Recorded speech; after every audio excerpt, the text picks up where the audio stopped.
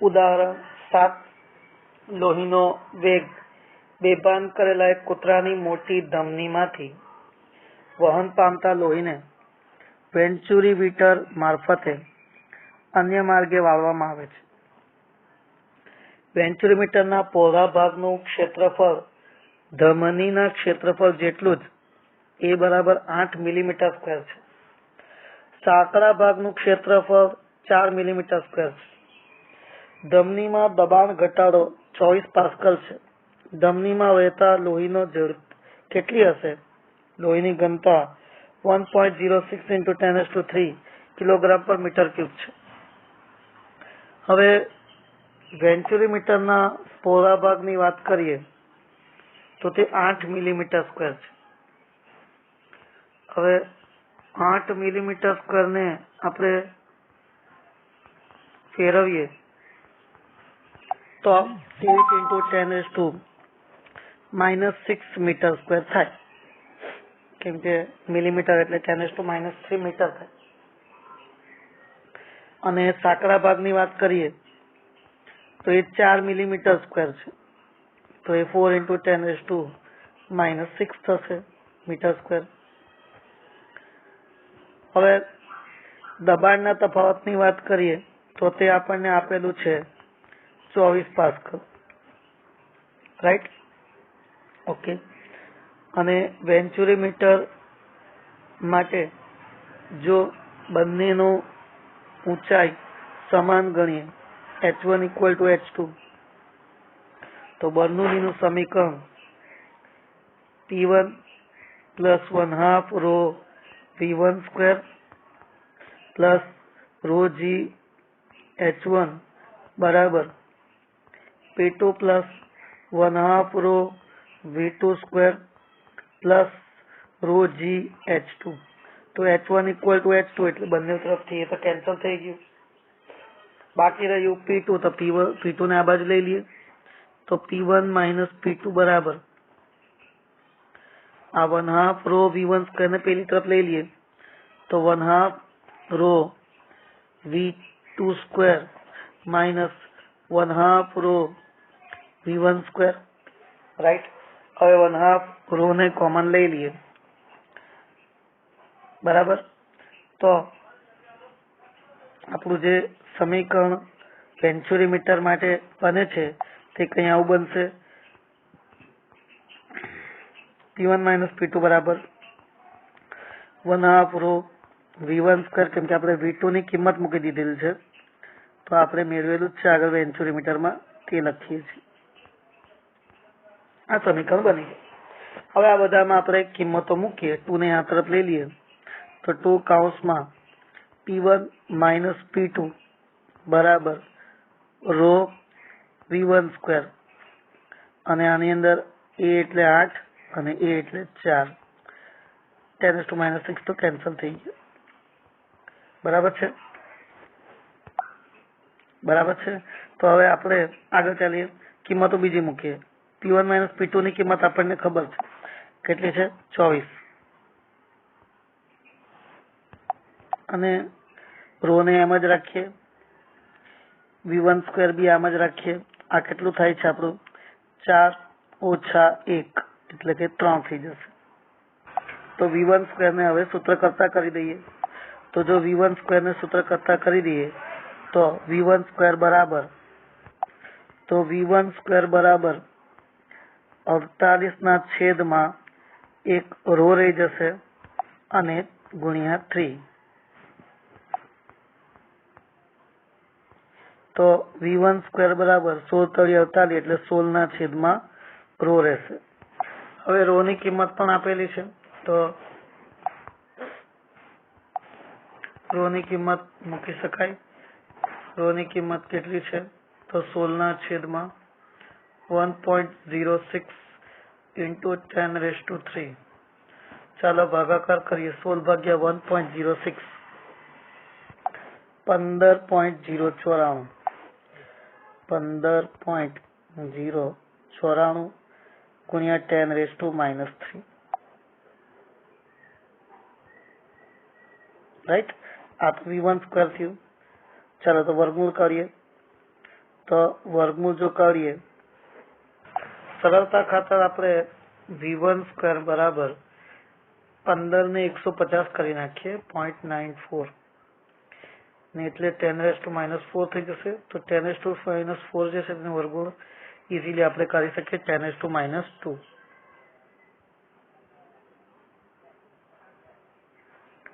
-2 થઈ જશે। હવે 150 નું વર્ગમૂળ 12.285 તો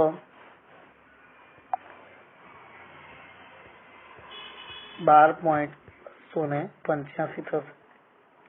એને આપણે વર્ગમૂળ કરેલ છે તો v1 બરાબર 12.295 ગુણ્યા 10⁻², ઇન શોર્ટ 0.12 મીટર પર સેકન્ડ જેટલું v1 આપણને મળે છે। નોંધી લો।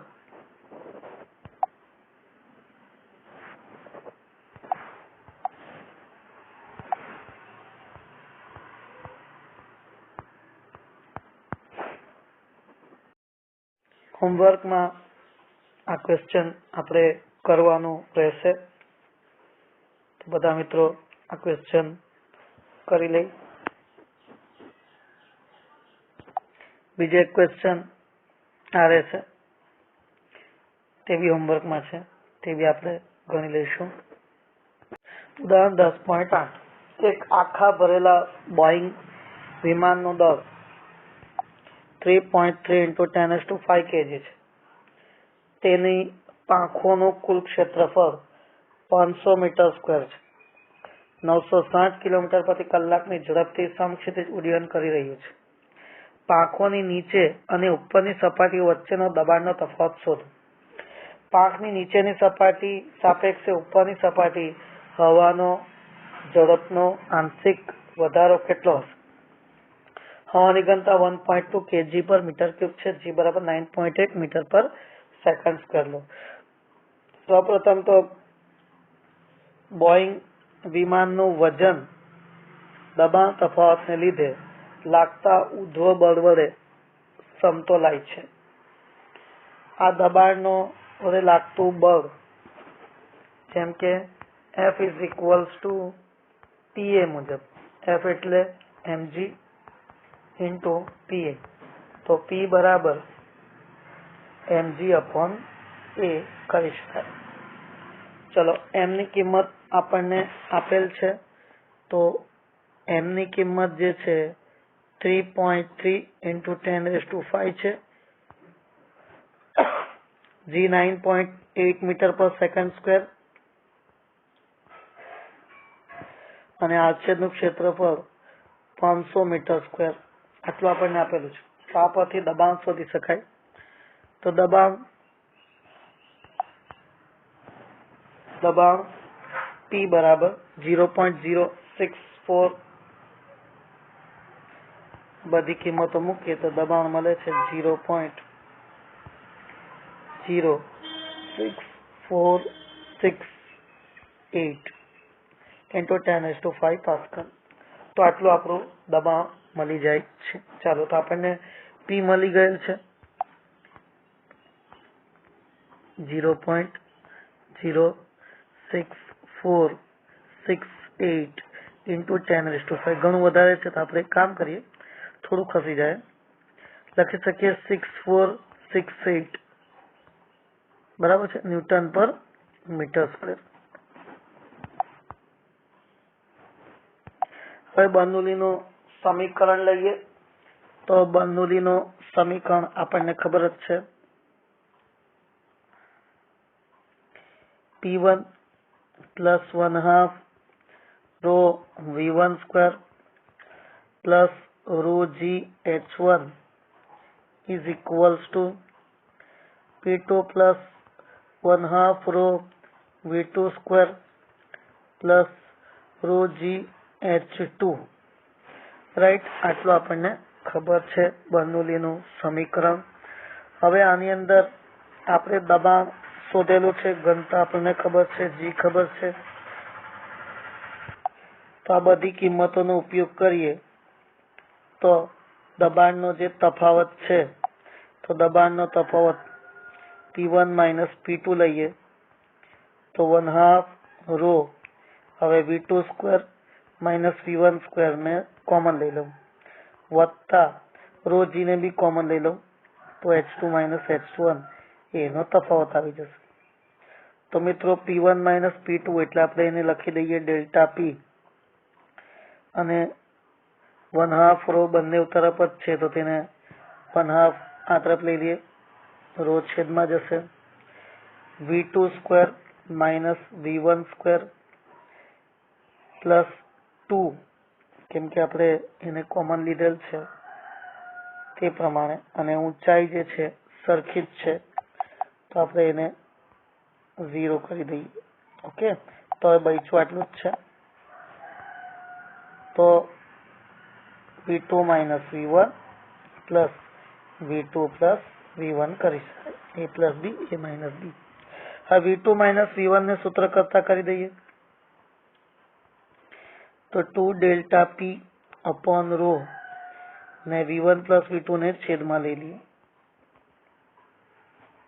ઓકે, તો ચાલો તો જે તફાવત છે આપણે એને સરેરાશ ગણી લઈએ. પહેલે તો V1 પ્લસ V2 બાય 2 કેટલું આવે છે તો V1 આપણો 960 ગુણ્યા 1000 ભાગ્યા 3600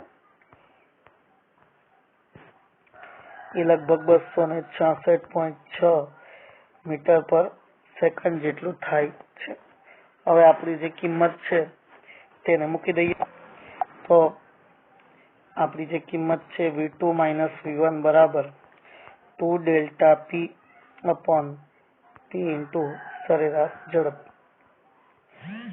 તો 6468 જે દબાણનો તફાવત આવેલો છે તે ભાગ્યા 1.2266.6 સરેરાશ લઈ લીધું V1 પ્લસ V2 બાય 2 ને આપણે કેન્સલ કરી નાખ્યું તો ભાગાકાર કરીએ અને સરેરાશ V લઈ લઈએ તો V2 માઇનસ V1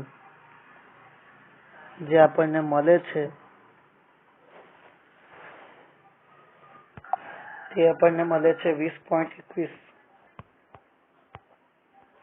મીટર પર સેકન્ડ. હવે અંતે આપણે જે કરવાનું છે કે V2 માઇનસ V1 ના છેદમાં સરેરાશ V તો 20.21 ભાગ્યા 267 તો 0.08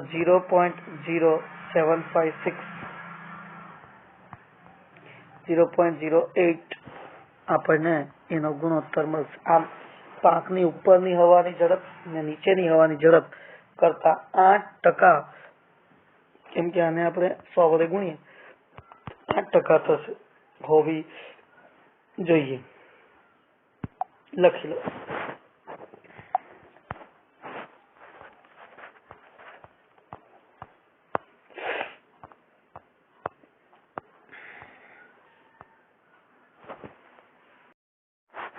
એક યુટ્યુબમાં પારા વડે જુદા પાડેલ પાણી અને મિથિલેટ સ્પિરિટ ભરેલા છે. આ ભુજામાં 10 સેન્ટીમીટર પાણી અને બીજામાં 12.5 સેન્ટીમીટર સ્પિરિટ વડે બે ભુજાના પારાના સ્તંભ એક લેવલમાં આવે છે. સ્પિરિટનું વિશિષ્ટ ગુરુત્વ કેટલું હશે? રકમને અનુરૂપ વિગત આકૃતિમાં દર્શાવેલી છે. હવે આની અંદર આપણે જોઈએ તો A અને B બે બિંદુઓ જે સ્પોટ બતાવેલા છે તે બંને સ્પોટ એક જ ઊંચાઈએ છે. આ બે બિંદુ પાસે દબાણ કેટલું રહેવાનું? સરખું રહેવાનું. હવે A અને B બિંદુ પાસેની વાત કરીએ તો A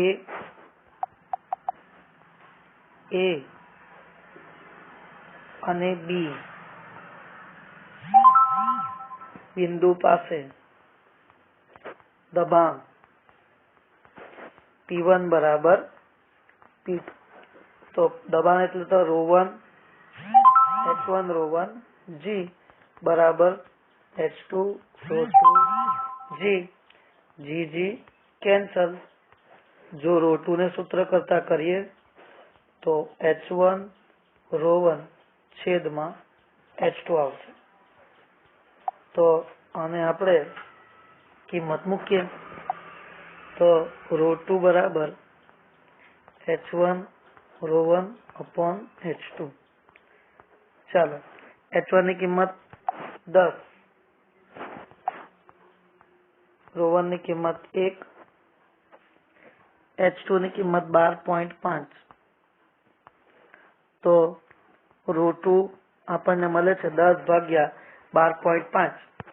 તો ભાગાકાર કરીએ તો ભાગાકાર 12, રો2 ની કિંમત 0.8 ગ્રામ પર સેન્ટીમીટર ક્યુબ આપણને મળે। ચાલો રો2 મળ્યું આપણને।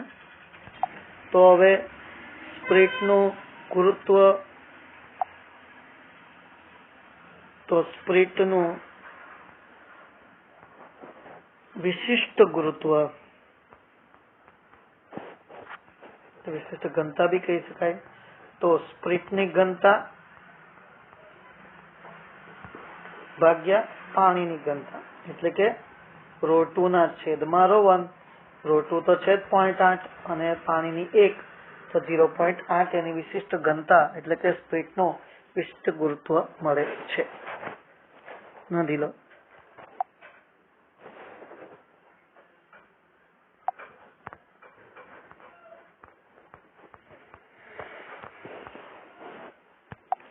આ બીજો ક્વેશ્ચન છે દાખલો 10। આગળના પ્રશ્નમાં જે આપણે 15 સેન્ટીમીટર પાણી અને સ્પિટ વાળી અનુરૂપ ભુજા રેડવામાં આવે તે બે ભુજાઓમાં પારાના લેવલ વચ્ચેનો તફાવત કેટલો હશે ને વિશિષ્ટ ગુરુત્વ પારાનો આપેલ છે 13.6। એનો ઉપયોગ કરીને આપણે ગણતરી કરવાની છે। તો ધારો કે પાણીની ઘનતા રો1 બરાબર 1 ગ્રામ પર સેન્ટીમીટર ક્યુબ, સ્પિટની ઘનતા 0.8 ગ્રામ પર સેન્ટીમીટર ક્યુબ, પારાની ઘનતા 13.6 ગ્રામ પર સેન્ટીમીટર ક્યુબ। પાણીના સ્તરની ઊંચાઈ 25 સેન્ટીમીટર અને સ્પ્રિટના સ્તરની ઊંચાઈ 27.5 સેન્ટીમીટર છે। ભુજામાં પારાના સ્તરની ઊંચાઈનો તફાવત h3 લઈએ। હવે અહીંયા બી આપણે તે જ નિયમ લઈશું કે A1 એટલે કે A પાસે અને B પાસે દબાણ સમાન છે તો P1 બરાબર P2। પણ અહીંયા સરળ સ્તંભની વાત છે તો તેના માટે P પ્લસ રો GH11 લઈએ, રો1 G1, રો1 GH1 બરાબર P2 પ્લસ રો2 GH2 લઈ લઈએ। અને આ P1 અને P2 જે છે તે બહારના દબાણ છે તો સરખા કરી દઈએ, બહારના દબાણને આઉટર એટલે O કરી દઈએ તો PO PO બંને તરફથી કેન્સલ। વળી અહીંયા એક ત્રીજી વસ્તુ આપણે લખવાના રહી ગયા, રો3 GH3 બરાબર છે। હવે પદોને સરખાવીએ તો પદો મળે છે H1 રો1 બરાબર H2 રો2 પ્લસ H3 રો3, કેમ કે GG કેન્સલ થઈ ગયો।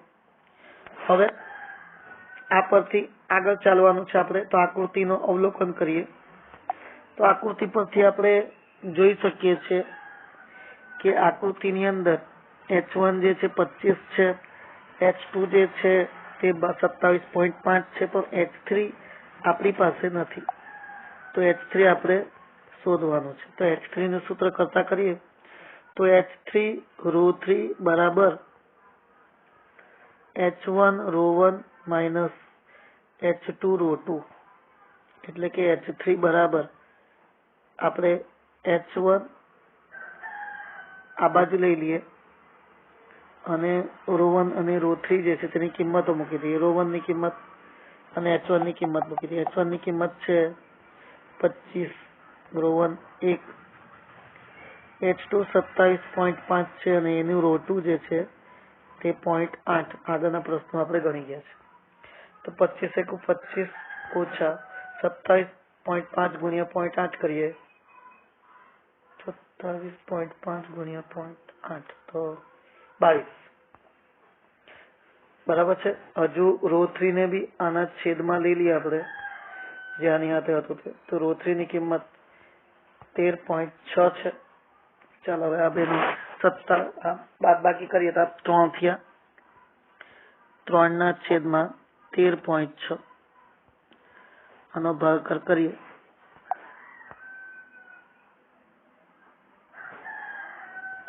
તો ભાગાકાર કરતા 0.221 સેન્ટીમીટર મળે છે. આમ સ્પ્લિટ ધરાવતા ભુજમાં પારો ઊંચે ચડશે. પારાની સપાટીનો તફાવત લગભગ 0.221 સેન્ટીમીટર થશે. ઓકે, નોંધી લો.